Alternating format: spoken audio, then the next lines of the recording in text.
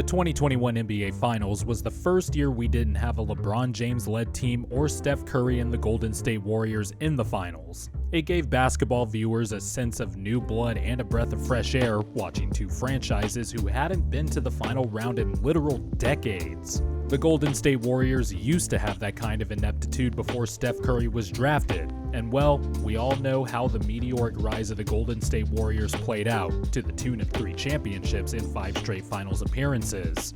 It has been 2 full seasons now since we have seen the Warriors in the playoffs. Sorry, the play-in doesn't count to me. The last time we saw Klay Thompson play basketball, he tore his ACL in Game 6 of the 2019 NBA Finals. The Warriors have been picking in the lottery for 2 straight summers, and it seems the team was in limbo this entire time. The 2019-20 season was immediately derailed when Steph hurt his wrist and only played 5 games. Draymond Green only played 43 games, and at that point, it was just a bunch of young guys, trade bait, and cast-offs. This past season had some of those similar frustrating qualities. Klay Thompson suffered another season-ending injury before the season even started. There was questionable coaching, terrible backup point guard play, and inconsistent play from younger players. But there were a few obvious differences. A healthy Steph and Draymond for one, Andrew Wiggins turning into a solid player, and there were a few hidden gems that were discovered during the year.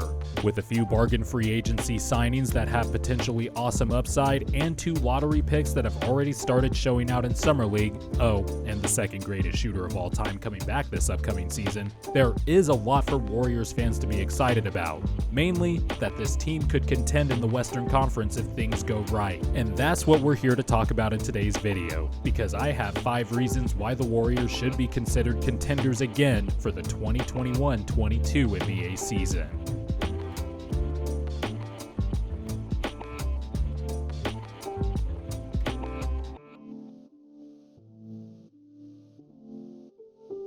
By the time the season starts, it will be over 800 days since the Warriors' 3 franchise pillars last shared the court together, and that will change when Klay Thompson comes back from his Achilles injury. It's unclear at this point if he will be ready to go when training camp rolls around or if he'll return during the season.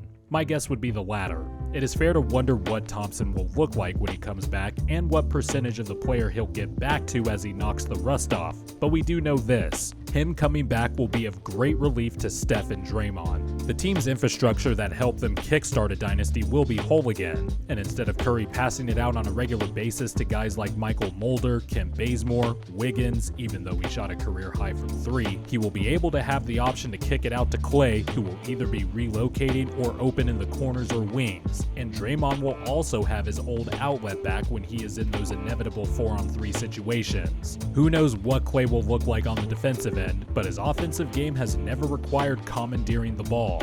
He can shoot in his sleep, while he's sitting down, blindfolded, backwards, you name any scenario, and he will still have the gravity that only an all-time great shooter warrants. That means more spacing for not only Steph and Draymond, but for the other guys as well. Steph also proved last season that he still has a lot of MVP caliber level play left in his career. For some reason, there was more chatter, which went beyond the usual nonsense that comes with the internet, that Stephen Curry was going to get exposed because Kevin Durant wasn't on the team, as if Steph didn't drag the franchise out of the mud and led it to a championship and back-to-back finals appearances before that. Steph predictably showed out, but even then, he still did the unexpected, like putting up numbers that in some ways were similar to his unanimous MVP season back in the 2015-16 season, and because of that, he finished top 3 in MVP voting this year. Draymond Green also put up a season where he was near peak Draymond on defense, stopping the usual 1-on-2 fast breaks and propping up a top 5 defense for a team that had no business being ranked that high. And yes, his offense has been really bad over the last few years, but he is still an incredible playmaker, and he put up a career-high 8.9 assists per game this past season. Oh, and I forgot to mention, he also finished top 3 in Defensive Player of the Year voting, because that's what Draymond does. With these two playing at their near peak still, and Klay coming back, the offensive infrastructure will not only be back, but the defense will still be a force, especially since new players are coming into the fold. The Warriors had one of my favorite off seasons this summer. The goal was clearly to add more shooting, positional versatility, and familiarity around Steph, Draymond, and Klay, and on paper, the Dubs front office achieved that. Getting Otto Porter for the minimum is the type of low-risk, high-reward signing that can raise the Warriors' ceiling. The risk here, of course, is that Otto has only played 42 games the last 2 seasons, and only 98 games dating back to the last 3 seasons, after being one of the more durable players in the NBA. The high reward is that hopefully, Porter's injuries are behind him, and the Warriors get a 28-year-old 6'8 wing who has been a solid defender and a career 40% three-point shooter. Not only that, look at his catch-and-shoot numbers. It's legitimately elite.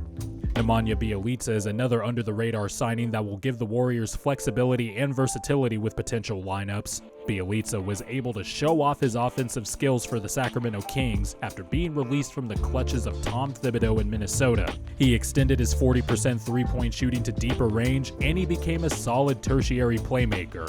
I'm just going to give him a mulligan for last season, considering he was injured and then got traded. But adding a player with his size, shooting, and the ability to play center in a pinch for offensive lineups is a combination that the Warriors haven't had in years. The Warriors also brought back a familiar face from those dynastic years in Andre Iguodala, and while he is a little longer in the tooth now, he could still make an impact as a rotation player with his defensive IQ, his playmaking ability, and he is still kind of athletic than most 37-year-olds. Iggy is someone who is familiar with the Warriors' culture, the team's system and infrastructure, considering he was a key cog in said infrastructure, and he is a vet who can still get you 20 minutes a night. And it might just be me, but I feel like a vet who can still play and be impactful with the pedigree that Iguodala has can have a different and more positive effect on the younger players compared to a vet who is at the tail end of his career riding the bench. The Warriors have 3 young players drafted from the lottery between James Wiseman in 2020 and Jonathan Kuminga and Moses Moody this past draft, and I think one of these rookies is bound to pop and make an immediate contribution playing on a good team. I still would have liked to see the Warriors trade the 7th and 14th picks before the draft, but there probably wasn't a trade out there enticing enough to make. Either way, if I were to keep the picks, I am a fan of the choices they made. Kuminga has shown his immense raw talent in the Summer League, and Moses Moody has shown in college and in Summer League that he has the skill set that gives him a pathway to be an immediate contributor to the team. I still like James Wiseman, but he is still going to take some time to develop, and to be honest, we can say that Wiseman should aim to be the type of player that DeAndre Ayton morphed into for the Phoenix Suns when the playoffs arrived. But Wiseman just turned 20, and who knows if he has more aspirations than being a rim-running big who anchors a defense. Also, I don't think we realize how little basketball Wiseman has played in the last 2+ years. He is still really raw. Yes, injuries played a part last year, but I also thought because of how unrefined he is as a player, and bigs like that usually take a bit to develop, we saw at times the conflicting timelines for both Wiseman and the Warriors grind against each other more often than usual when a rookie joins a good team. Kuminga is ginormous, and if he continues to play hard and focus on defense for now like in Summer League, he might be able to carve out a role at some point, but his lack of feel for the game is apparent, and at this stage in his development, he is still very much raw and mechanical with his movements on the offensive end. So I do struggle to see how he'll crack the wing rotation at least this season with Wiggins, Otto Porter, Juan T, and others in front of him. So with all these picks mapped out, one of them has to pop, right? This is why I'm looking at Moses Moody.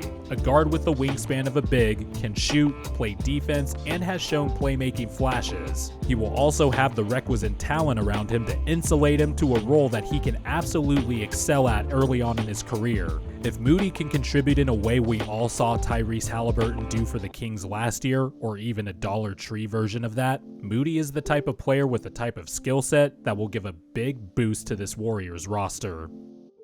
With Klay coming back and much needed shooting and versatility added to the lineup, players from last year's team who emerged will be able to help in a more pronounced way as well. After years of waiting for him to put it somewhat together, Andrew Wiggins actually turned into a solid wing player, someone who shot a career high from both 2-point and 3-point range and became a good defender. And no, I'm not going to do the thing people do where they just go off past reputation and not factor in new information. Wiggins turned into a good player for the Warriors in the 2020-21 season, and with Klay coming back, Wiggins will have more space to cut, find open spots beyond the arc, and he will be able to take some pressure off Klay on the defensive end on the perimeter.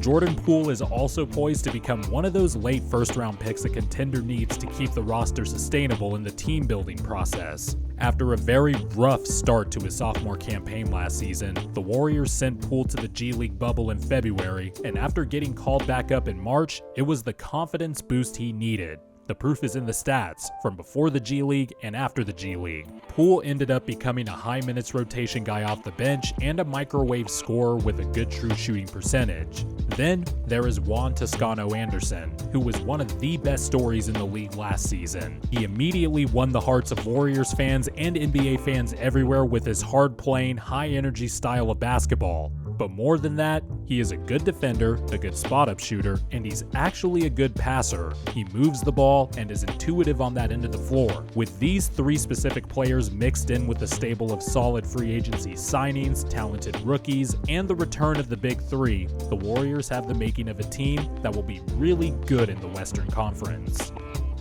I'm sure there are some people who have disagreed with one or two of my points or just flat out hate the Warriors and will never change their mind. So, the last reason I have, and it might be the most important one to the equation, isn't a Warrior-centric reason, but a bigger picture reason: the landscape of the Western Conference. The NBA bubble clearly had some type of impact when it comes to the recent injuries we have seen. How much has not been determined, but it had some impact, and all of these injuries are going to have an effect on next season, and that means the opportunity is prime for the Warriors to take advantage of with a good squad they've put together. If you look at last year's contenders, the Denver Nuggets were a team I would have picked to come out of the West if Jamal Murray didn't tear his ACL. But now the Nuggets will be without him for a chunk of the season, and he will probably take time to get back to his old form if he ever does come back this season. The Clippers will probably be without Kawhi Leonard for the year. The Jazz remain very good with a good infrastructure, but will Rudy Gobert's lack of offensive prowess show up again in the playoffs? Will Mike Conley stay healthy at the right time? Will Donovan Mitchell make such a leap in his game that we just throw all of our Jazz concerns to the wayside? Are the Phoenix Suns posed to make another conference finals run?